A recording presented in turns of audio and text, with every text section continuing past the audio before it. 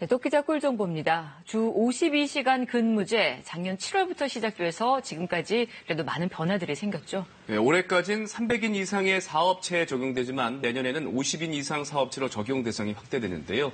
자, 김기훈 기자, 오늘은 우리 삶에 큰 변화를 주는 주 52시간 근무제에 대해서 알아보자고요. 네, 주 52시간 근무제 적용되니까 어떤 게 좀 좋으세요?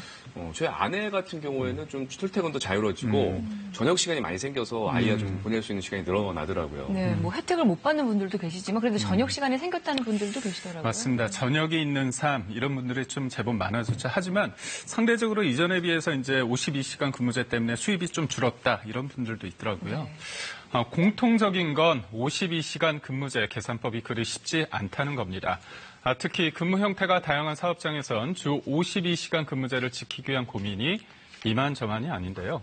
이를 어긴 사업주는 시정명령을 받은 뒤 이행하지 않으면 2년 이하 징역 또는 2천만 원 이하 벌금령을 받기 때문인데 복잡한 근로계산 해법 알아봤습니다. 함께 보시죠. 아침 출근 시간 직장인 곽은정 씨를 만나봤습니다. 은정 씨는 아이들을 다 챙긴 후에 여유롭게 회사로 출근하는데요. 회사 도착 시각은 9시 50분. 직장인의 평균 출근 시간인 8시 22분보다 약 1시간 반 느립니다. 이처럼 늦게 출근할 수 있는 건 바로 시차 출퇴근제 덕분인데요. 시차 출퇴근제는 하루 8시간 근무를 유지하면서 출퇴근 시간을 조정할 수 있는 아침에 근무제다. 아이들과 충분한 시간을 가질 수 있고요. 그리고 혼잡한 출퇴근 시간을 피할 수 있어서 몸이 조금 편하게 회사에 출근할 수 있는 것 같습니다.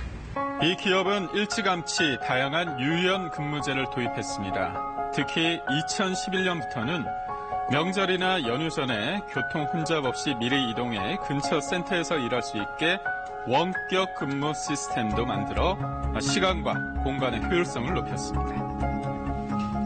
사원들의 삶에 관심을 가지고 적극적인 투자를 하고 사원들도 그러한 리듬을 지키기 위해 기업과 사원 모두가 서로 노력을 해왔기 때문에 유연 근무제 정착이 가능했다고 생각합니다. 직원들의 직무 몰입도가 더 높아졌고 효율적으로 일할 수 있는 분위기가 조성이 되어서 회사에서도 굉장히 만족하고 있습니다. 현재 300인 이상 기업에 적용되는 주 52시간 근무제는 내년 50인 이상 사업체로 확대될 예정인데요. 하지만 한 조사 결과 기업 10곳 중 5곳 정도가 이에 대한 준비가 부족한 것으로 나타났습니다. 그 이유는 뭘까요? 한 회사를 찾았는데요. 이곳은 60명이 일하고 있는 설계 업체로 일의 특성상 출장이 많다 보니 근무 시간 확인에 어려움이 많다고 합니다. 52시간 근로 제도를 도입하기 위해서 근로 형태에 따른 시간을 어떻게 관리해야 될지 굉장히 걱정을 많이 하고 있습니다. 이런 어려움을 근무시간 관리 프로그램 도입으로 해결한 사례가 있습니다. 이것은 한 IT 회사인데요. 출근의 자리에 앉자마자 프로그램에 로그인부터 합니다. 근로자가 일할 시간을 자동으로 계산해주는 프로그램을 이용하기 위해서인데요. 직원들의 생산성 유지와 근로시간 관리에 어려움이 있어서 그것을 개선하고자 근무시간 관리 프로그램을 도입하게 되었습니다. 업무나 외근, 회의 등의 항목을 선택하면 회의 1시간과 외부 미팅 20분 등 하루 동안 일한 시간이 자동 계산됩니다. 이때 자리를 비우면 자동으로 이석 감지 기능이 작동, 일을 마친 후 간단한 사유만 적으면 외근으로 기록돼 간편하게 근무 시간을 확인할 수 있는데요.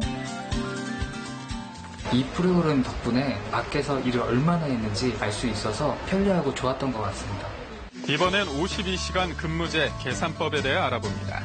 근로제 평균 근로시간은 주 40시간으로 이를 넘으면 연장 근무로 보는데요. 연장 근로는 최대 12시간까지 가능합니다. 만약 출장을 간다면 회사로 복귀하는 시간까지를 통상 근무 시간으로 봅니다. 단 집에서 바로 출장지로 갈 경우엔 이동 시간은 근로 시간에 포함되지 않을 수 있는데요. 또 연장 근무 시에는 공휴일이 평일일 경우 계산법이 달라집니다. 평일에 40시간을 근무한 후 추가적으로 토요일에 근무할 경우에는 연장 근로 시간이 발생하지만 6월과 같이 현충일이 평일일 경우에는 토요일에 근무하더라도 현충일에 8시간을 근무하지 않아 주 40시간을 초과하지 않았기 때문에 연장 근로시간은 발생하지 않습니다. 연장 근로시간의 배분은 직종에 따라 달라질 수 있는데요.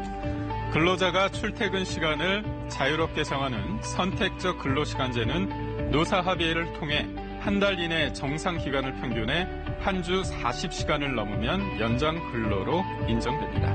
예를 한번 들어볼까요? 첫째 주에 40시간을 넘게 일해도 1개월간 평균값이 한 주 40시간을 넘지 않은 만큼 이는 연장 근로에 해당되지 않습니다. 영화 제작 등에 적용할 수 있는 재량 근로시간제는 말 그대로 근로자 재량껏 근무 시간과 업무 수행 방식을 정하는데요. 가령 근로시간을 주 45시간으로 정했다면 실제 60시간을 일했더라도 평균 근로시간을 초과한 5시간만 인정됩니다. 노사 간의 공감대를 형성할 수 있도록 노력하는 것이 필요합니다. 취업규칙 변경 또는 근로자 대표와의 서면 합의 등 법에서 정한 절차적 요건을 준수하여 유연근무제를 도입하여야 할 것입니다. 직종에 따라 달라지는 주 52시간 근무제 개선법. 내년 1월부터 확장 시행되는 만큼 잘 알아보고 꼼꼼하게 준비해야 할 것 같습니다.